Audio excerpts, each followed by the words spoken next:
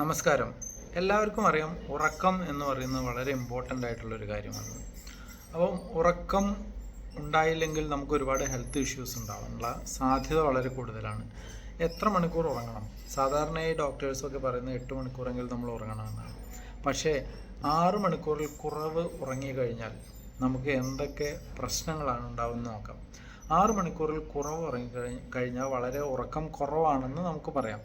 അപ്പോൾ ഇതിന് മെയിനായിട്ടുള്ള പ്രശ്നം എന്ന് പറഞ്ഞാൽ നെറ്റിയിൽ ആദ്യത്തെ ഒരു ലക്ഷണം എന്ന് പറഞ്ഞാൽ നെറ്റിയിലൊക്കെ കുരുക്കൾ ഉണ്ടാകാൻ തുടങ്ങും. അതുപോലെ കണ്ണിൻ്റെ ഈ അടിഭാഗമൊക്കെ കറുത്ത് വരാൻ തുടങ്ങും. അപ്പോൾ ഈ ഡാർക്ക് സർക്കിൾ കണ്ണിന് ചുറ്റുമുള്ള കൂടാൻ തുടങ്ങും. അതുപോലെ തന്നെ നമ്മുടെ എനർജി അഥവാ ഊർജ്ജം എന്ന് പറയുന്നത് കുറഞ്ഞു തുടങ്ങും. പിന്നെ അതുപോലെ മെമ്മറീനെ ബാധിക്കും. മെമ്മറി നമുക്ക് വളരെ ലോസായിട്ട് കാണുന്നതാകാം. അതുപോലെ ഡയബറ്റീസ്, ഹാർട്ട് അറ്റാക്ക് ഇങ്ങനെയുള്ള കേസുകൾ വരാനുള്ള സാധ്യത വളരെ കൂടുതലാണ്. എപ്പോഴും നമുക്ക് തലവേദന, അതുപോലെ തലപ്പെരുപ്പ് എന്നൊക്കെ പറയില്ല, അങ്ങനെയുള്ളൊരു ഒരു സിറ്റുവേഷൻ ഉണ്ടാവാനുള്ള സാധ്യത വളരെ കൂടുതലാണ് നമ്മൾ ഉറക്കം ഇല്ലെങ്കിൽ. അതുപോലെ തന്നെ നമ്മുടെ ഒരു ഭാരം, നമ്മുടെ വെയിറ്റ് കൂടാൻ തുടങ്ങും, വെയിറ്റ് ഗെയിൻ ചെയ്യാൻ തുടങ്ങും.